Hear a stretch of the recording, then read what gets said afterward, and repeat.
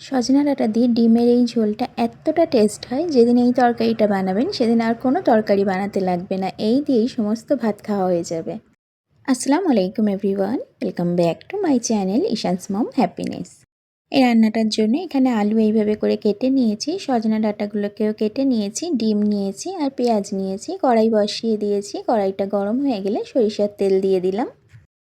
ছোটো কাপের half cup সরিষার তেল দিয়েছি। এখানে 5 ফোড়ন দিয়ে দিলাম অল্প একটু, আর একটু শুকনো লঙ্কা দিয়ে দিলাম কয়েকটা। আগে থেকে যে পেঁয়াজটাকে কেটে রেখেছিলাম সে পেঁয়াজটাকে দিয়ে দিলাম। এখানে একটা বড় সাইজের পেঁয়াজ আছে। 1 থেকে 2 মিনিট এইভাবে একটু নাড়াচাড়া করে নেব, খুব বেশি লাল লাল করব না পেঁয়াজটাকে। 1 থেকে 2 মিনিট পর যখন পেঁয়াজটা একটু নরম হয়ে এসছে, তখন একটু আদা রসুনের পেস্ট দিয়ে দিলাম 1/3 টিস্পুন, আর 1/3 টিস্পুন এখানে জিরা বাটা দিয়েছি।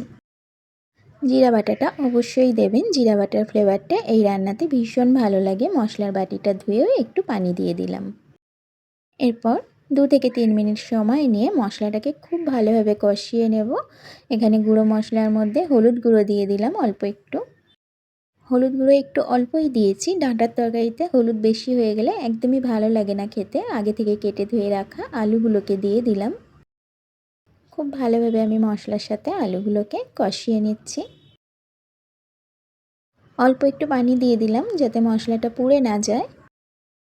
3 থেকে 4 মিনিট সময় নিয়ে আলুগুলোকে আমি মশলার সাথে কষিয়ে নেব। এখানে লবণ দিয়ে দিলাম। লবণটা যে যার টেস্ট অনুযায়ী দিয়ে নেবেন।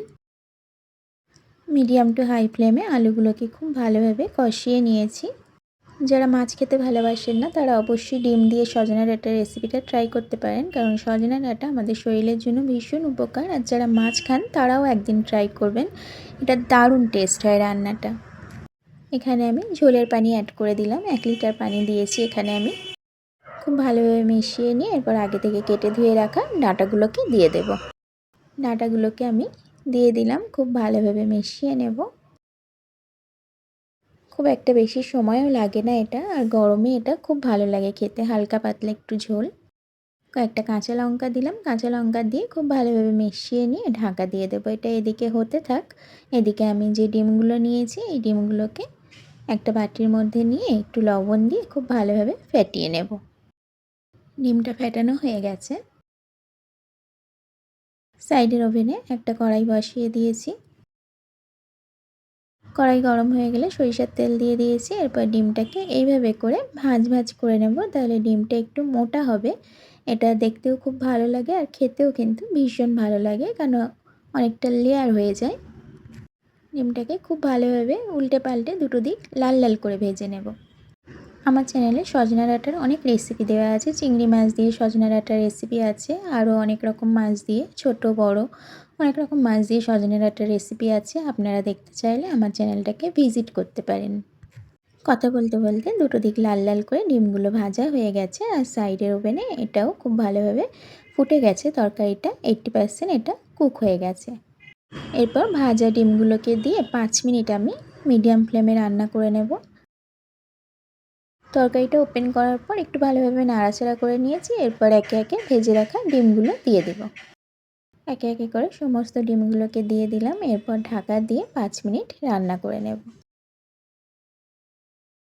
একদম সহজ সাধারণ একটা রান্না, কিন্তু গরম ভাতে খেতে ভীষণ ভালো লাগে। এরকম ধরনের সহজ সাধারণ রেসিপিগুলো দেখার জন্য আমার চ্যানেলটাকে সাবস্ক্রাইব করে রেখে পাশে থাকা বেল আইকনটা প্রেস করে রাখতে পারেন। এতে করে আমি যখনই আমার চ্যানেলে নতুন ভিডিও আপলোড করব আপনার কাছে সাথে সাথে নোটিফিকেশান পৌঁছে যাবে। এদিকে রান্নাটাও 5 মিনিট হয়ে গেছে। 5 মিনিট পর ঢাকা ওপেন করেছি, একটু নাড়াচাড়া করে গ্যাসের ফ্লেমটাকে অফ করে দিয়েছি। কতটা ইয়ামি দেখতে হয়েছে একবার দেখুন।